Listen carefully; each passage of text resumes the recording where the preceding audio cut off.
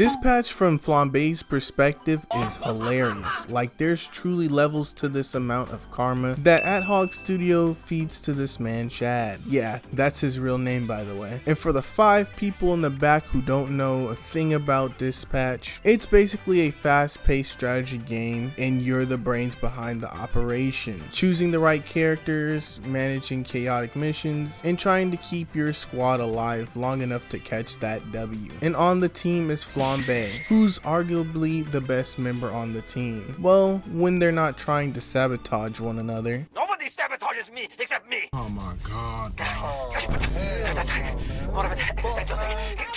Anyways, the TLDR is just think Telltale's games meets like Invincible with a tad bit of The Office sprinkled on top. Now just imagine you're Flambay, a short-tempered, rude, and egotistical man with some crazy anger issues. So one night you decide to set a mall ablaze, and you're having the time of your life. Well, until a hero named Mecha Man pulls up to whoop on you, and y'all are indeed going 50-50. Each gets their respective blows.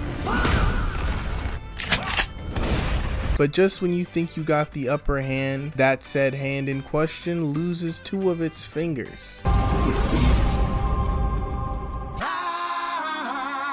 Now mind you, prior to this fade, the cops told Robert that all the civilians were chilling and the place has been evacuated. Like, bro, you don't need to spin for real. But I guess Robbie's favorite superhero is Spider-Man, because just like that boy Miles, bro does his own thing. Now this is just the beginning of the ungodly karma that Flambay endures throughout the game of Dispatch, and it couldn't be funnier. Like, do y'all remember in episode 3 when Phenomenon got dumped and started moping around LA? I mean, bro really pump faked a whole car. But I gotta say, I'd be mad too if I got dumped by Blonde Blazer. I know y'all seen her. Snow Bunny mind control gotta be a part of her skill set or something. And judging by the post I did, y'all agree too. But I'm getting off topic. So basically during Phenomenon's tantrum, he lands on this random car in the parking lot. Now you'd think that this random car belongs to like some SDN worker, but no, turns out that junk belonged to Flambay, as it's revealed in the comics tied to this game that he drives that same car. Well, I just know Flambay was pissed walking out of that building and seeing the hood of his car completely warped along with his windshields being shattered.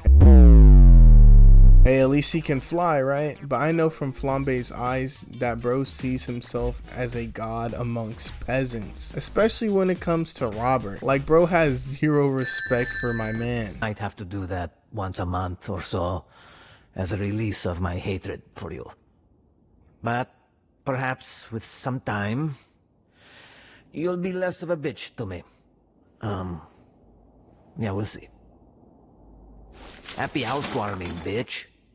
Your place fucking sucks. I think the only person Flambay respects less than Robert would be that of Waterboy, which, to be fair, you have to be very, very patient when it comes to Waterboy. That's kind of a part of his charm. But to Flambay, bro is a peon. And let's not kid ourselves here. In that one particular break room scene, if you were Flambay and you were fighting crime and having Robert and the gang yap in your ear for hours and had Big Noodle waiting for you at lunchtime just to find out that this little soy boy twink tossed your whole meal in the garbage and then proceeded to dig said meal out of the trash and act like nothing happened? Nah, on Chase Life, I'm crashing out too. And it's just crazy because right after that, Robert started throwing food at Flambay for some kind of payback, which was petty. Oh wow, I wasn't expecting it to go straight.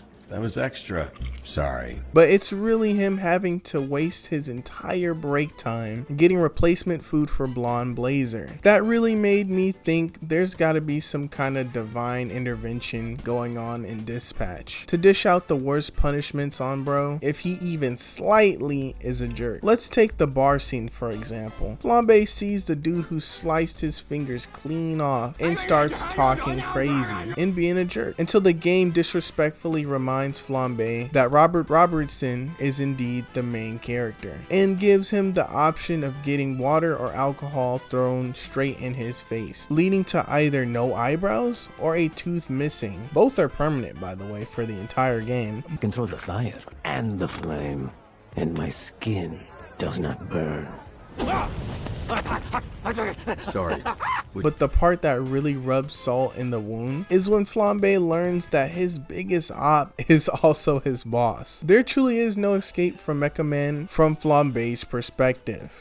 Release me! Release me!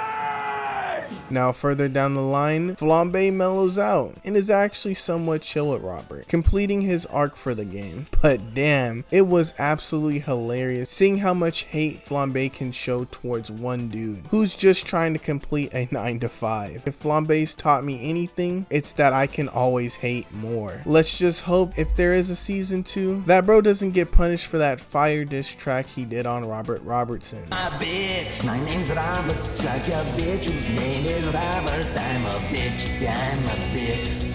I'm such a fucking bitch. I have no hopes, I have no dreams. Yeah, he sang that before he knew he was Mecha Man. But that's pretty much it from me. Like, follow, subscribe, do all that good stuff, and hopefully you liked the video. But if you didn't like it, hey, maybe you'll like this one. But I'm out of here. Peace.